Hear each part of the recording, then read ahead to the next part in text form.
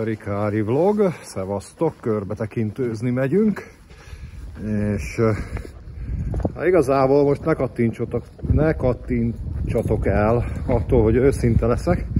Most éppen nincs hozzá kedvem, tehát most el kell mennem egy küldeményt átvenni, és ha már elindulok, akkor már megcsinálom ezt a körbetekintőt egyúttal. Itt elhagyjuk a Rikári sasfészkét, vagy nem tudom, hogy szokták az ilyet mondani, Rikári természetes élőhelyét, és mindjárt átmegyünk a Rikári téren. Az is demotiváló, ez most egy ilyen demotivált videó, pedig rohadt érdekes a téma. A Nagyvárad téren fogunk körbetekinteni, és érdekes a története, úgyhogy érdemes velem tartani. Szóval az is demotiváló most a Rikári tér számomra. Úgy látszik, ez ilyen demotivált depis nap. A Rikári tér a tekintetben demotiváló, hogy már nem hívják Rikári térnek. Ugye tavaly volt egy kegyelmi pillanat, amikor egyikőtök a Google térképen megjelölte itt a Golgota tér közepét Rikári térként, és hát ezt a Google vagy a felhasználók nagyon hamar elvették tőlünk. De hogyha már nem motivált vagyok, akkor megkérlek titeket, hogy motiváljatok.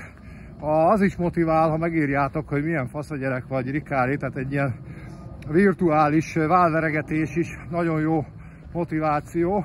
Ott megy a röpcsi, de úgyse látszik, úgyhogy nézzétek meg inkább a keresztet. Szóval az is, a virtuális válveregetés is motiváló tud lenni. De még jobban motiválna egy kis donation, a kerítésen, ugyanis Rikári most anyagi csőd felé közeledik. Mondhatjátok, hogy menjek el dolgozni. Egyébként ez meg is fog történni a jövő héten. Alakul a Rikári egyéni vállalkozása, a Rikári stúdió egyéni vállalkozó, és megyünk majd futárkodni. Minden esetre azért egy kis donation is jól jön a kerítésen, mert hogy csődközeli állapotok közelednek, és hát nagyon ez a veszélyben a csatorna hangulatomban, úgyhogy persze nem mondok ilyeneket, mert valójában nincs veszélyben a csatorna, csak hát kicsit félek attól, hogy kevés időm lesz megint videózni, mint amikor a közlekedés szervező cégnél dolgoztam. Úgyhogy akartok sok videót, és hogy ne kelljen menni sokat más dolgozni, akkor támogassátok a csatornát. Palack visszaváltás, én is megdolgozok érte, teli van palackkal a hátizsák. Persze ezek a sajátok, guberálni nincs időm, pedig egyébként csinálnám, nekem nem lenne ciki,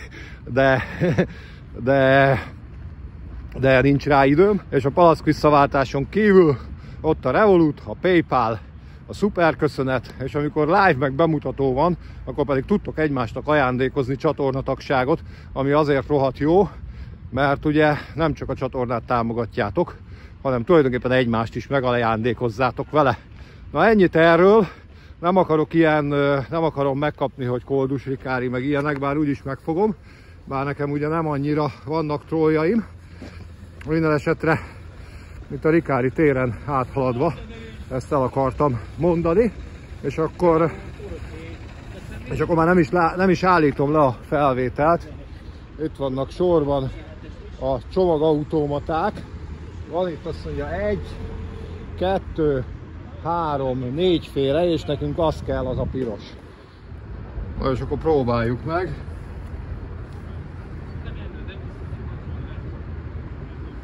Akkor először nyomni kell. A Metal Music-tól kaptam a csomagot, ez a kedvenc zenei webáruházam. Nem mondom, hogy szponzorált videó, de meg van beszélve.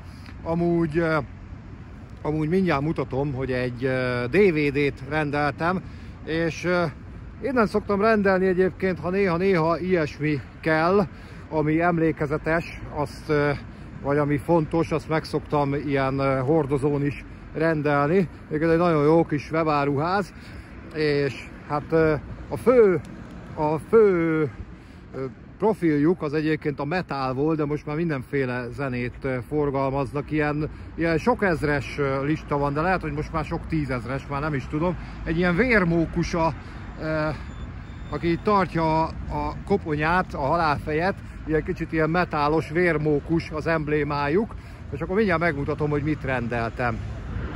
No, hát ez jött a küldeményben, Hobo Vadászat 40, ugye 40 éves volt tavaly a Hobónak a híres vadászat albuma, és tulajdonképpen ez a koncertfelvétel, hát én ezt láttam, ezt a koncertet, azt hiszem tavaly februárban volt egy éve, és nemrég kiadták a CD-n is, meg DVD-n is a koncertfelvételt, és nagyon jó volt a koncert, úgyhogy gondoltam, hogy DVD-n rendelem meg, mert akkor a látványt is az visszaadja. Egyébként pont ma van Hobo koncert megint, és nem leszek ott, képzeljétek el, pedig 80 éves a Hobo, már nem a zenekar, hanem a Hobo, a Földes László, és el akartam menni erre, de se időm, se pénzem nincs rá, úgyhogy ez most sajnos kimarad. Bánni fogom, de remélem, hogy ezt is kiadják DVD-n, és akkor meg tudom a Metomtól rendelni. Ja, oda teszem egyébként a leírásba a Metomnak a linkjét, a webáruháznak. Igazából nem szponzorált, de meg van beszélve, mert ismerem őket személyesen is. Nagyon jó fejek. Most a demotivált rész után akkor térjünk a tájra, és menjünk akkor a Nagyvárad térre. A demotiváció egyébként folytatódik, mert lekéstük a villamost, de nem baj, mert jön a következő nem sokára. Akkor ma vegyünk le egy villamost.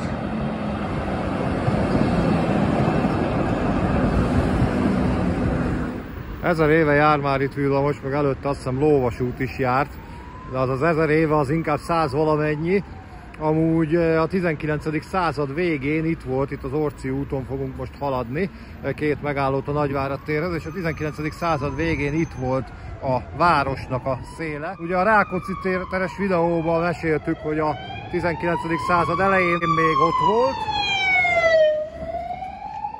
valahol a körútvonalánál a város széle, és akkor fokozatosan terjeszkedett, és ide került, aztán még később, amikor megépült a város mellett ugye a Mávagnak és a Ganznak a telephelyei, azzal egy időben itt kiépült a tisztviselőtelep is, meg a Ganz, illetve akkor Mávag kolónia, ahol én is lakom, és így terjeszkedett tovább a város, most meg már nagyjából Belpestnek számít.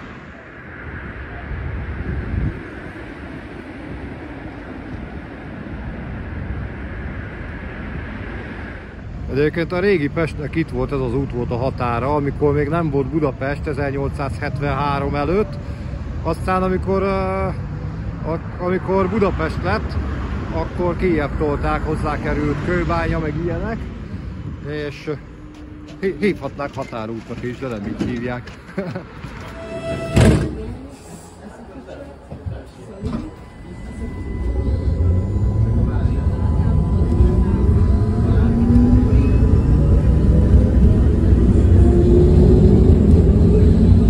Kisütött a nap, meg itt a KCV meleg van, úgyhogy kezd megjönni a motiváció, meg ezt a villamost nem késtük le, úgyhogy akkor most már tényleg a tárgyat érünk, csak még hátra van még egy megálló.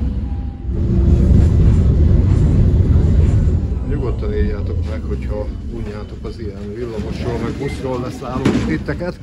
Nagyon sokszor van ugye ez a motívum a videókban, és akkor itt a napfényes Nagyvárad téren leszálltunk, és akkor megkezdjük a történeti áttekintést és a körbetekintést. Ott a Toronyház, Sote elméleti tömbje. Hányszor ekkorát akartak? Rákosdubajon? Sokszor ekkorát.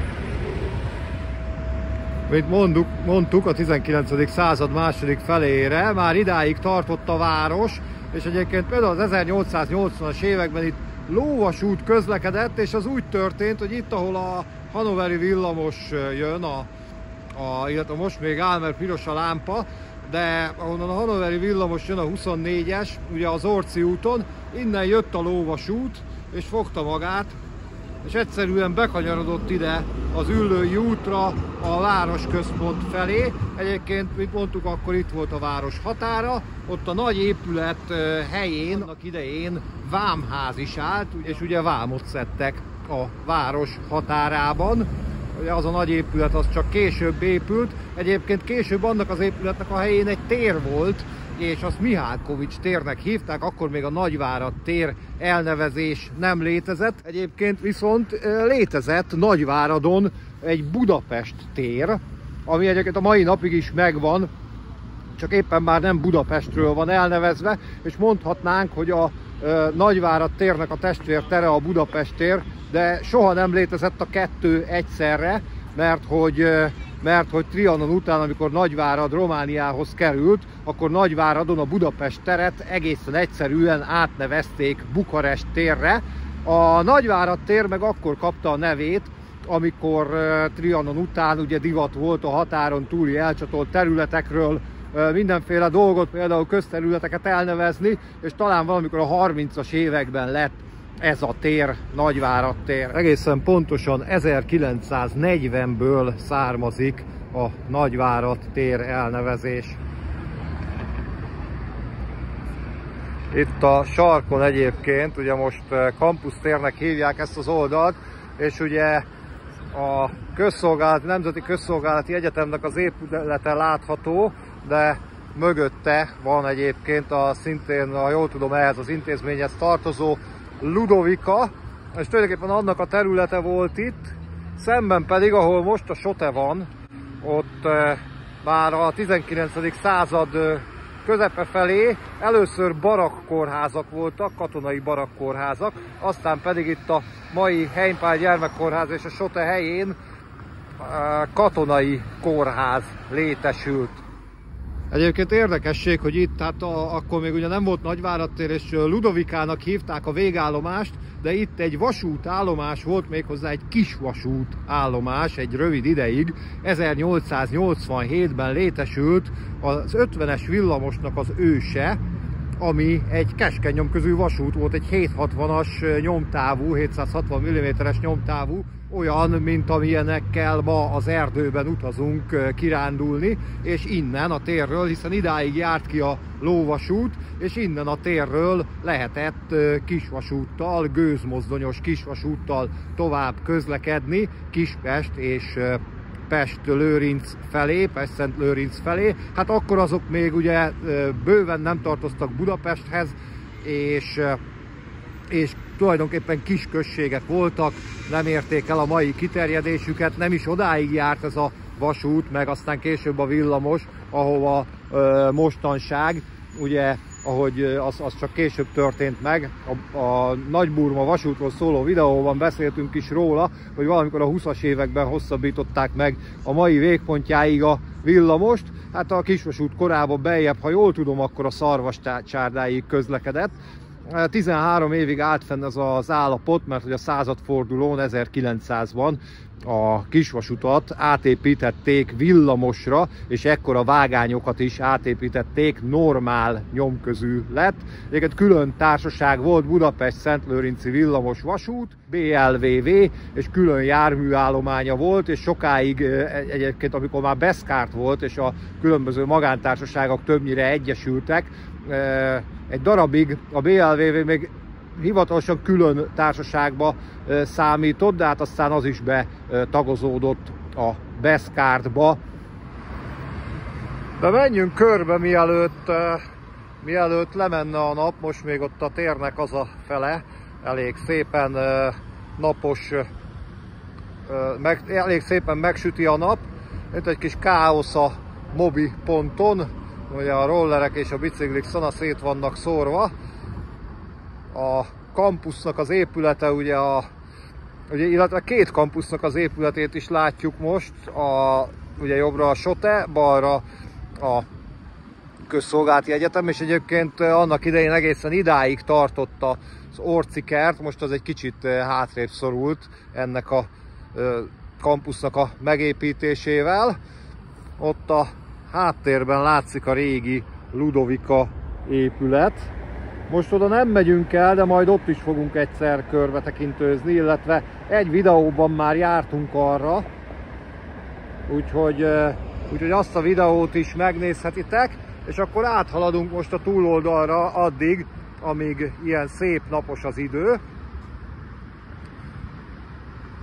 Ugye Budapesten is minden kerületben, meg minden valamire való nagyvárosban építettek toronyházat, általában kiemelt pontokon. Hát itt ez elég kiemelt pontja a térnek. Ez egyébként ilyen 25 emelet körüli magasságú, olyan 75 méter lehet, amit képzeljétek el, amit a Rákosdubajra, Rákosrendező helyén terveztek, az 500 méter is lehetett volna, az ennek ugye a több mint 6-szorosa.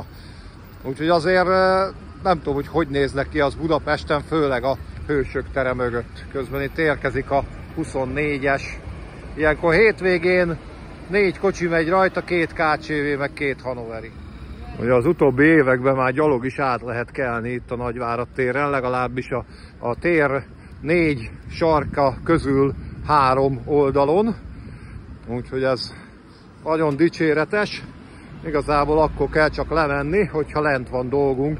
Például, ha a metrót akarjuk megközelíteni. Persze egy gyaloglással nem lehet átmenni, mert olyan a lámpaciklus, de annyi baj legyen. Hosszú várakozás után átkelhetünk, és akkor úgy látszik, ilyen hétvégi lámpaciklus van. Bár mondjuk nem nagyon szoktam így gyalogolni, úgyhogy lehet, hogy hétköznap is ilyen. Nézzük meg ezt a kis szobrot, ilyen kis madár alakot ábrázoló, nem is tudom, kő vagy műkő. Ugye a tér felé néz, ugye régen, legalábbis a kereszteződés felé, és ilyen jópofa kockakőből van kirakva a talapzata. Mögötte a egyetem, de azt már nem ismétlem magam, és amögött pedig a Heimpál kórház, gyermekkórház. Ugye egyszer sikerült itt ide befeküdnöm, még gyerekkoromban, amikor elestem a jégen a suliból hazafelé menet, és megrándult a kezem.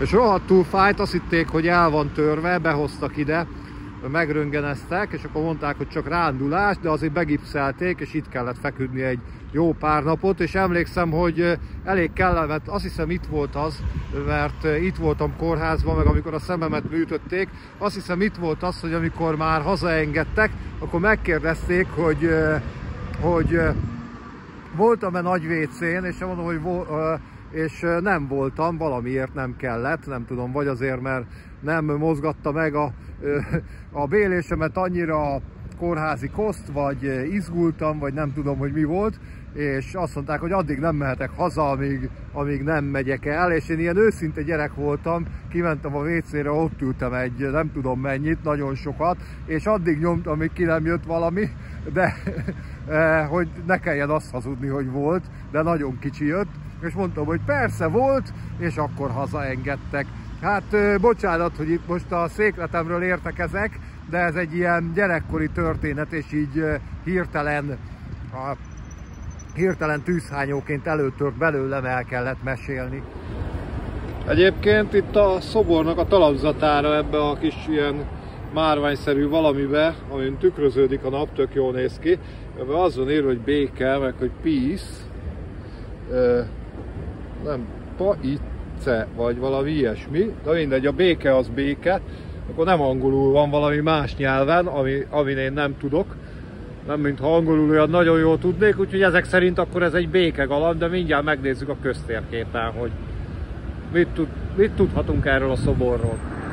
És valóban békeemlékmű, gránitból készült, a talapzatkövei, meg maga a szobor is, Székely Péter alkotása 1983-ból, és Paix-nak van írva a béke, gondolom franciául, mert hogy ott a sarokban François Mitterrand aláírása van, itt pedig maga Kádár János aláírása, talán ez el is olvasható. Valójában idejött Kádár elvtárs, és 2 éjszaka, 2 nehéz munkanap között belevéste a nevét. vagy inkább megcsinálta helyette más a kézjegye alapján. És itt van Mitterrand elnöké is. Szóval ezt is megtudhattátok Rikáritól, hogy Kádár János kézjegye is megtalálható itt a téren. Most megvárjuk, amíg zöldre vált a lámpa, elmegyünk a térnek a déli oldalára, ahol az a nagy parkos tér van, nem pajkos, hanem parkos. Addig elmondom, hogy egyébként ott a közszolgálati előtti részen volt egy ilyen félköríves tér, ott buszvégállomás volt már, amikor már jártak buszok ugye Budapesten. Ugye igazából a 1915-től jár busz, de ugye elég kevés buszjárat volt, a villamos volt a fő közlekedési eszköz, itt is mentek mindenfelé. Hát először egyébként úgy járt a villamos, mint a lóvasút, hogy jött a város felőtt az Üllőin, és bekanyarodott erre az Orci út felé. Egész érdekes vonalvezetésű járatok voltak a lóvasút időkben, meg a kezdeti villamos időkben is. Ugye kezdetben még viszonylatjelzés sem volt, csak ki volt írva, hogy hova megy a járat, meg ilyenek. Aztán meg ilyen színkódok voltak a számtábla helyén, és csak az 1910-es években vezették be a villamosoknak a számozását. Egyébként az állítólag azért voltak ezek a színkódok, mert hogy sok volt az analfabéta, és hogy ők is értsék, csak aztán már annyiféle szín, meg pepita, meg minden létezett, hogy gyakorlatilag már senki nem tudta követni, és akkor úgy voltak vele, hogy akkor most már legyenek beszámolva, mert egy számot könnyebb megjegyezni, mint hogy mondjuk piros-zöld pepita járat megy a nem tudom én hova. Szóval volt busz végállomás is itt a téren, hiszen annak idején nem volt metró, villamosok és buszok közlekedtek, és például innen indult a 6-os busz Óbudára, tulajdonképpen a mai 9-esnek, aztán később 206-os, illetve 6-os lett, aztán 206-os, aztán 9-es, és most újra átlós járat lett, szóval tulajdonképpen annak az őse, és volt egyébként piros 6-os is. Ugye az Üllői úton ment a nyugatihoz, Üllői út, Kiskörút, Bajcsi, Nyugati, ott átment a Margit hídon, és onnan már a mai vonalán, csak hát eredetileg nem a Bogdánin volt a végállomás, hanem a Miklós utcánál, de ez tulajdonképpen most nem tartozik a tárgyhoz, csak az, hogy érdekesség, hogy a metró előtt bizony innen a Nagyvárad térről ment Óbudára közvetlen autóbuszjárat, és egyébként a villamosok is hosszabban közlekedtek. Az 50-es, az a korábbi BLVV-hez hasonlóan innen indult. Amikor már itt kialakult a térnek a szerkezete, akkor itt ennek a parknak a helyén, tulajdonképpen itt volt a villamos végállomás, hurokban fordultak a villamosok, és a város felől is volt olyan járat, ami idáig jött, és Lőrinc felől is, viszont ilyen átlapolva mentek a villamosok, mert például az 52-es azt hiszem, hogy vagy a Szarvascsárdától, vagy a villanyteleptől egészen a nyugati pályaudvarig közlekedett, vagy a Madács térig. Ezek egyébként idővel változtak is, tehát nem minden járaton kellett itt a Nagyvárad térnél átszállni. A 42-es is például itt átment a Nagyvárad téren, tehát végig az Üllőin, és a Szabadsághídon átment Budára, és egy körtéren volt a végállomása, szóval elég érdekes villamos vonalhálózat volt itt. Hát aztán a metróval ez leépült, és ugye tulajdonképpen most már csak a Haller utca, Orci úton közlekedő 23-as, 24-es maradt meg mára. Egyébként volt olyan időszak, amikor például az állatkerthez menő villamos innen indult, a keletinél kiment a Tököli útra, és a Hermina úton, vagy hát akkor Május 1 útnak hívták, az állatkerthez közlekedett. Aztán ugye ott a Ligetben a villamost később a trollibusz váltotta föl, és itt is változott a hálózat. Úgyhogy most képzeljétek el, ahogy itt forognak a villamosok, ilyen többvágányos végállomás volt, és hurok mind a két irányból, úgyhogy volt ilyen időszak is. Hát erről egyébként maradtak fenn képek, tehát amiről tudok, arról vágok be nektek régi képeket természetesen. Fortepán is tele van velük, és Amúgy, amikor elért ide a metró 1976-ban, nevezetes év, Ricciari születésének az éve, akkor a villamosok már csak innen indultak, innen befelé, a város felé nem közlekedtek. Ugye itt kellett a metróról átszállni a villamosokra, közben itt megvédik a 13. havi nyugdíjat, nem tudom, hogy kitől, de megvédik. És akkor telefonfülke vlog, hát telefon már nincs benne, de a fülke még áll. Hát ezt ahogy elnézem, szerintem ki tudjátok találni, hogy mire használják egyesek ezt a fülkét. Hát ennél tényleg jobb az is, hogyha lebontják, bár lehet, hogy a másik oldalában van még készülék. A másik oldalában van még készülék, de kártyás, nem tudom, hogy valahol árulnak-e még telefonkártyát. Mindjárt kipróbáljuk, hogy hát nem próbáljuk ki, hogy működik-e, mert oda a piszokba bele van ejtve a kagyló, úgyhogy akkor ezzel most inkább nem kísérletezünk, mert nem kísértjük a sorsot. Az István kórház, már a 19. században kórház volt, itt csak azt hiszem még akkor nem így hívták, nem tudom, hogy maga az épület mikor épült, mindennek azért nem nézhetek én sem utána, nem vagyok Wikipédia, úgyhogy ha erre is kíváncsiak vagytok, azt nézzétek meg ti, és aki meg tudja fejből, írja meg kommentben, hogy mikor épült Szent István kórház. A tetején van egy szobor. Abból se készültem föl. Annyi az ismeretanyag egy ilyen helyen, hogy nem lehet mindent elmondani. Szóval a tájékoztatás nem teljes körű. A kockázatokról és mellékhatásokról pedig megkérdezzük a kezelőorvost meg a gyógyszerészt. Hát most nem tudom, hogy mit szólnának, ha besétálnék és megkérdezném az orvost, hogy mi a kockázata annak, hogy nem tájékoztatom megfelelően, legalábbis nem teljes körűen a közönségemet. Minden esetre most egy ilyen kellemes kis parkos rész található, de nem olyan túl nagy ez a parkos rész, mert ott utána természetesen parkoló, mint az oly jellemző. Hát mondjuk kórház előtt azért erre valamelyes szükség is van, tehát bár kritikával szoktam illetni a túlzott motorizációt, de azért a kórház pont az a pont, ahova indokolt lehet autóval közlekedni, főleg ha beteget hoz az ember. Na hát tovább haladunk, mert hogy vannak itt még érdekességek. Elmegyünk a térnek a sarkába, mert hogy képzeljétek el, én még emlékszem, én még indultam innen, amikor nem létezett a Népligeti autóbuszállomás, akkor itt a Nagyvárad térnél volt egy buszállomás, de nem ám bent a téren, hiszen ahol mutattam, ugye ott a Faűnek, később a BKV-nak a busz végállomása volt, itt a térnek ezen a részén pedig a villamos végállomás, és akkor a sárga, korábban szürke buszok, azok nem nagyon fértek el, és ezért itt a térnek egy egész eldugott sarkában, itt a kórház után, a Vágóhíd utcában volt a buszoknak a végállomása. Hát például a Monori busz, én ugye monori gyerek vagyok, ott laktam gyerekkoromban, legalábbis 9 éves koromig, 1985-ig. Ebből ki tudjátok számolni, hogy hány éves vagyok és mikor születtem, persze nem nehéz, mert az előbb elmondtam. Úgyhogy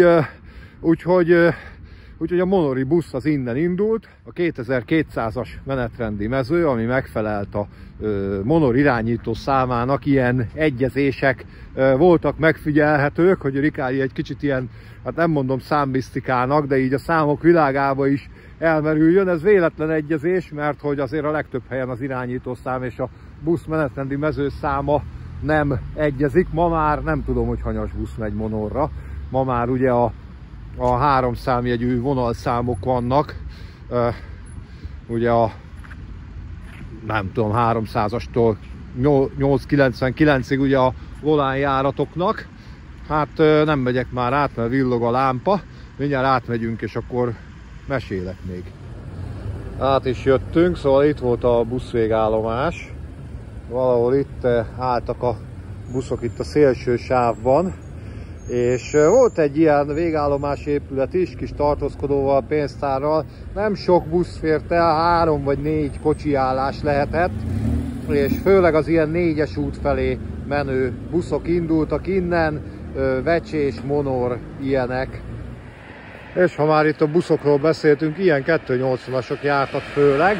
Ugye a monori buszban csuklósok mentek, csak hát azok sárgák voltak. Csuklósok mentek, mert hogy sok volt az utas, ugye azért elég nagy községek voltak, vecsés, üllő, monor. Balian modellnek az autóbusza, egy 280-as. Nem is gondoltam, hogy Ikaruszt fogok ma spottolni. Nézzétek meg ezen az épületen, milyen jó pofa mozaikok vannak ott az ablakok között.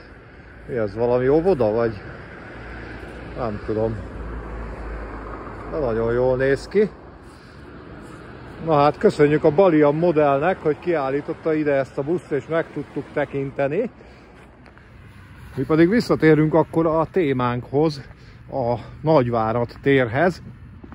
Ugye, hát a történetéről már sokat meséltünk, legalábbis amit így hirtelen el lehetett mesélni. Ugye 76-ban érte el a metró a Nagyvárad teret, és 80-ban meghosszabbították a metrót a Kőbánya-Kispestig, és akkor az Üllői úti villamos végleg megszűnt, akkor már innen a Nagyvárad térről kifelé is megszűnt a villamos. Egyébként innen indult a Bivajrétre közlekedő 51-es villamos is, az ugye nem azonos a mai 51-es villamossal. Amikor a Bivajrétről beszélünk, akkor mindig elfelejtem, hogy ma is van újra 51-es villamos, de hát az régen azok az erzsébeti viszonylatok más számjelzéseket viseltek, és a Nagykörösi úti Pest-Imrei villamos volt az 51-es. Egyébként itt a térnek a régi sztoriairól Bencének van nagyon jó videója, ugye néha-néha szerepel nála apukája, és ő mesélte a régi sztorikat itt a térrel kapcsolatban. Ajánlom figyelmetekbe azt a videót, én Bencét egyébként pedig biztatom rá, majd mondom is neki, hogy nagyon rég szerepelt apukája, úgyhogy ha van kedvük, akkor csináljanak ilyen állok és dumálok részt még, de azt tudom, hogy van egy itt a Nagyvárad tér és az Üllői út környékéről is.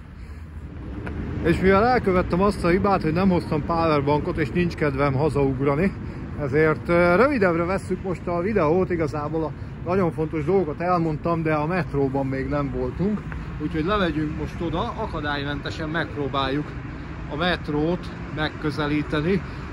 Lifttel megyünk, nem jön, de jön.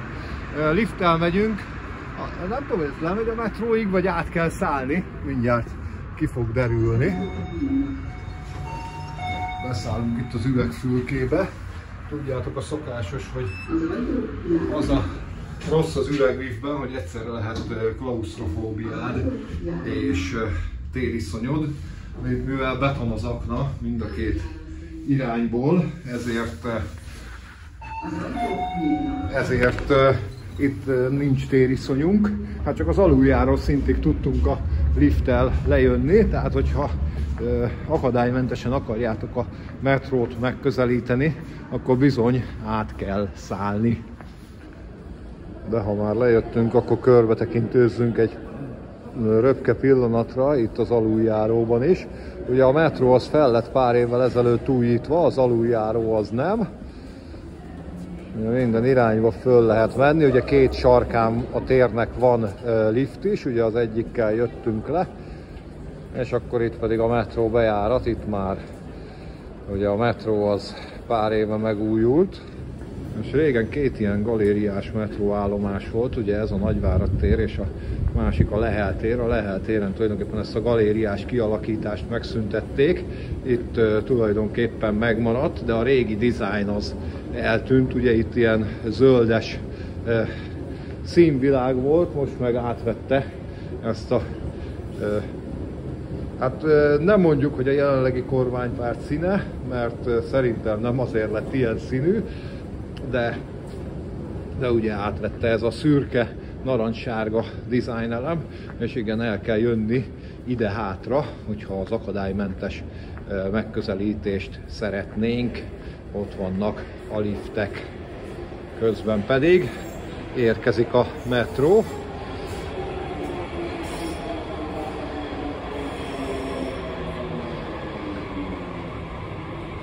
A Szondi utcát idézzem, tudod-e, merre van itt a metró?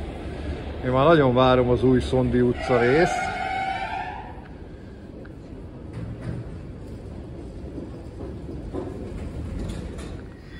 De most akkor haladjunk le a lenti peronhoz. Ugye itt vannak azok a híres nagy ilyen kerek világító testek, ezekkel a egy kicsit ilyen industriális külsőt kölcsönöz az állomásnak. Hát innen nem annyira látszik, hogy mindjárt megnézzük lentről is, és akkor ebbe a fülkébe itt most beszállunk. Így nyitva van a liftajtó, lehet, hogy nem működik? Nem szokott becsukódni. Nem szokott nyitva maradni a liftajtó, hogyha áll a fülke. Itt úgy látszik, úgy maradt. Jó lassú, legalábbis lassan indul meg. Amióta minden elektronikus, azóta minden lassabb. Nem is tudom, melyik metróállomáson olyan a lift, azt hiszem azok a Ferde liftek olyanok, hogy az ember már azt hiszi, hogy beragadt, mert nem indul el, meg nem nyílik ki az ajtó, és akkor történik valami. Itt közben bejött a másik metró, én pedig még ide a végébe elnézünk az állomásnak, miközben a szerelvény itt mellettünk halad ki. És tulajdonképpen ezeket a lámpákat, ezek nagyon jó, nekem egyébként nagyon tetszenek. Itt csinálok is selfie-t. Szóval ezek a kerek nagy lámpákkal, ez szerintem nagyon jól néz ki ez az állomás. És akkor tulajdonképpen tulajdonképpen az a szó, amiről így a videókban le akarok szokni, mert túl sokszor mondom őket. Tulajdonképpen itt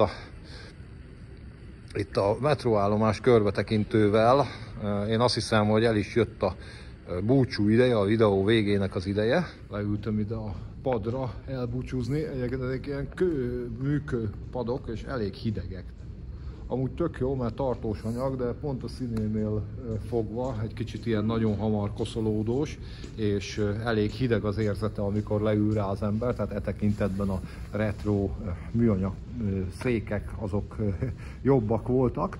Hát minden esetre dizájnban ezek se rosszak, hát használati értékben nem annyira. Hát nem ücsörög rajtuk úgyse sokat az ember, mert azért a metró elég sűrűn jár. Szóval én ezzel megköszönöm a figyelmeteket. Nagyon köszönöm, hogy velem tartottatok, remélem, hogy tetszett ez a videó. Egy kicsit több személyes része volt most, mint szokott, de azért próbáltam tárgyszerű is lenni, és érdekességeket elmondani, várostörténetről, ilyesmiről. Én Rikári voltam Budapestről, a Nagyvárad térről. Köszönöm, hogy velem tartottatok, tartsatok velem legközelebb is. Ha tetszett, akkor dobjatok egy lájkot, ha nagyon tetszett, akkor támogassátok a csatornát. Linkek a leírásban. Sziasztok! Tschüss!